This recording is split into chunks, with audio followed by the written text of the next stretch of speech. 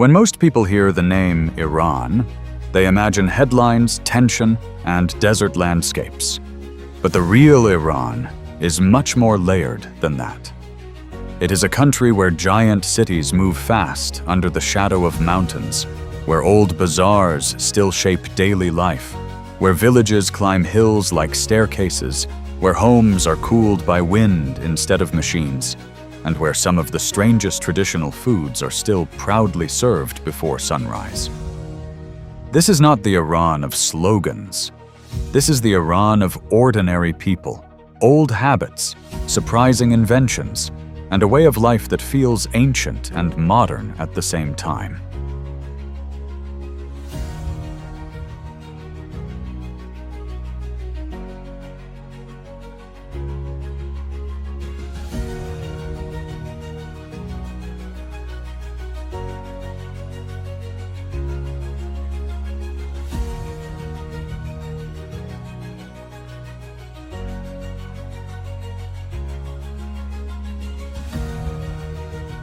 One of the biggest mistakes people make about Iran is thinking it has only one kind of life.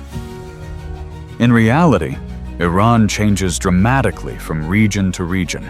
Some places are dry and desert-like. Some are mountainous. Some are green and humid. And because the land changes so much, daily life changes too. In one area, you may find crowded urban neighborhoods, highways, apartment towers, and shopping streets full of motion. In another, life may move around water, orchards, animals, courtyards, and mountain roads. In some places, traditional tribal housing and seasonal movement shaped life for generations. In others, modern city routines dominate everything. That is what makes Iran visually powerful for a documentary. It does not look the same from one place to the next. It feels like several worlds living inside one country.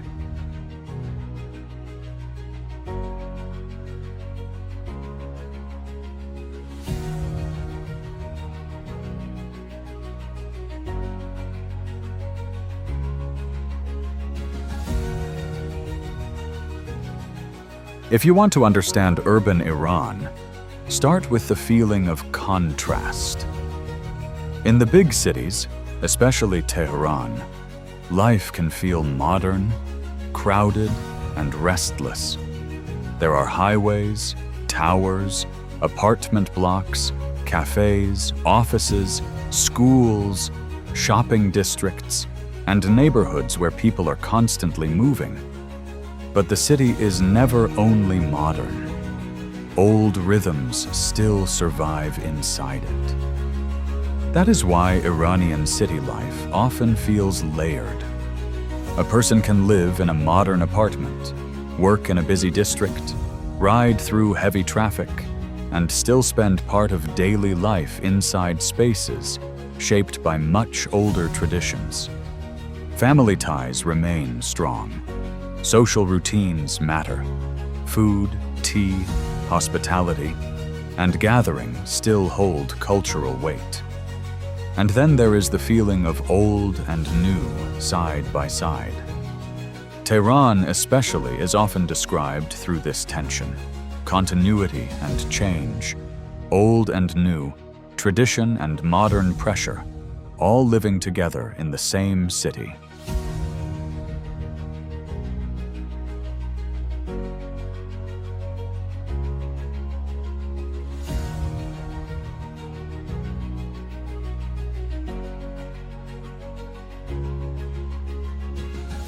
To really see everyday urban life in Iran, you have to enter the bazaar.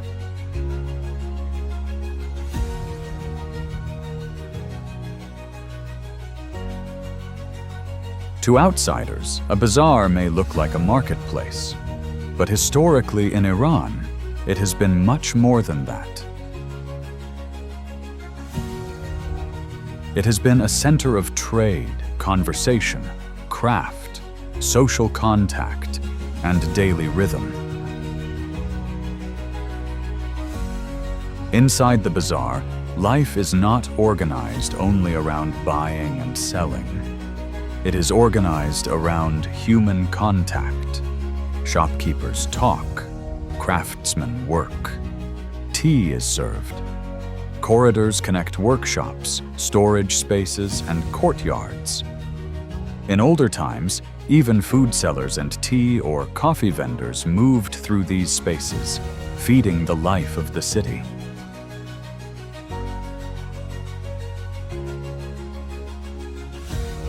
That is why bazaar footage works so well in a documentary like this. It shows commerce, but it also shows atmosphere. It shows how public life breathes.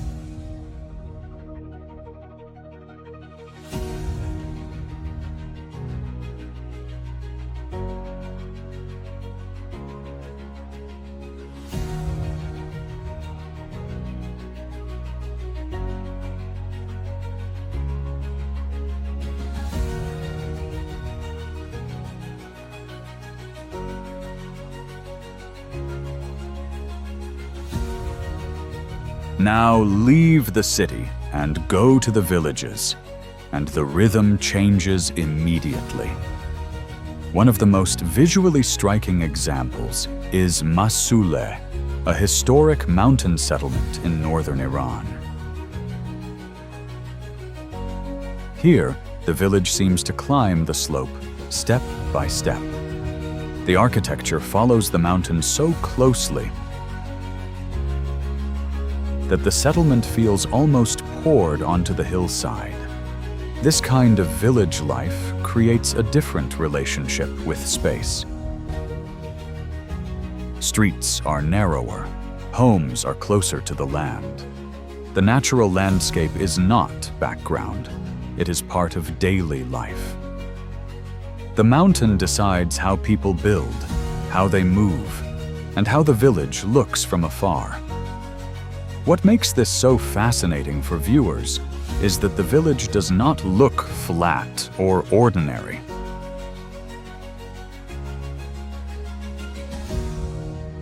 It looks alive, layered, and shaped by terrain in a way that feels unforgettable on screen.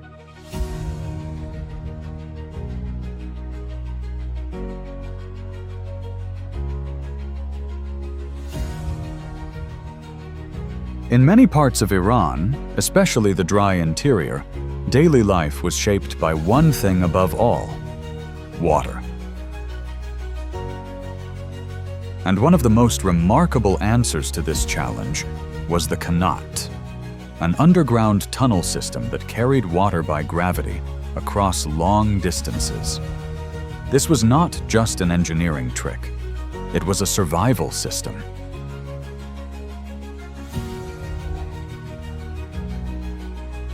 Entire agricultural areas and permanent settlements depended on it. Villages and towns could exist in harsh, dry conditions because water was quietly moving beneath the ground. For a documentary, this gives you a powerful visual contrast.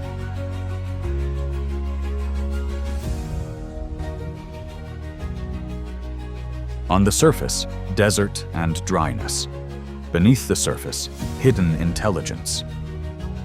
Iran did not only build cities and villages. In some places, it built invisible lifelines.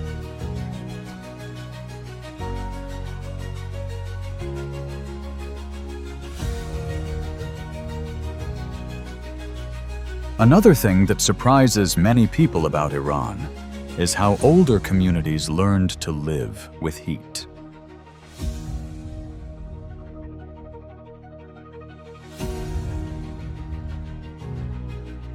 Long before electric air conditioning, Iranian builders used structures called windcatchers, or badgers. These towers were designed to catch air and help cool buildings naturally.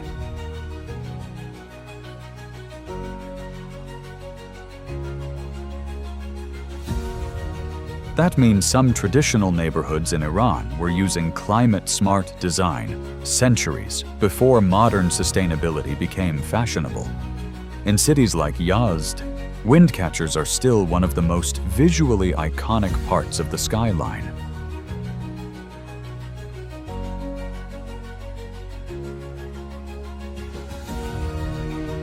And this is exactly the kind of strange but real detail viewers remember.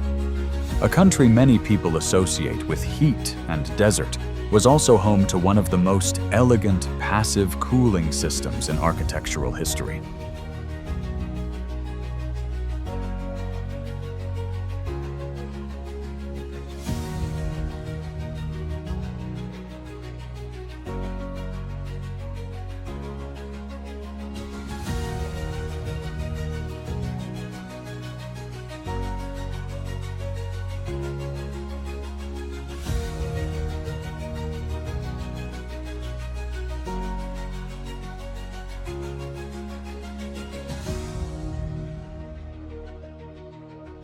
Now let's talk about food, because every country has dishes that locals consider normal, but outsiders find surprising.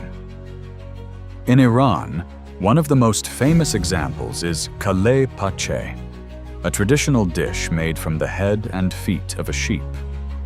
To many outsiders, that sounds intense, but in Iran, it is a known and established traditional food, often associated with early morning eating.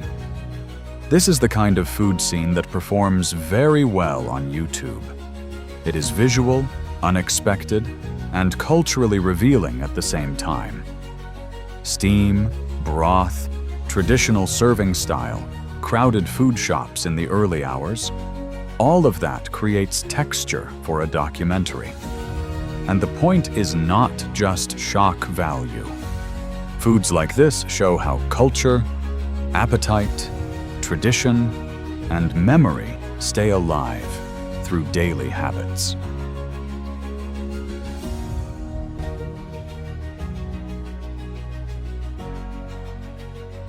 If there is one small detail that can make your Iran documentary feel more human, it is this.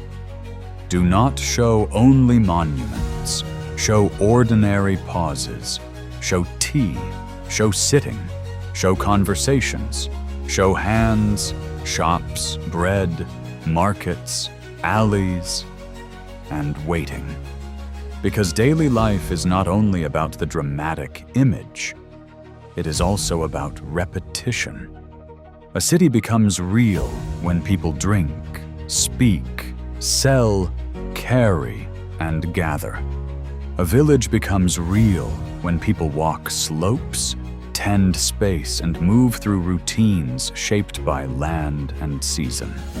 This is why footage of ordinary life is often more powerful than grand historical footage. It brings the country back down to the human level.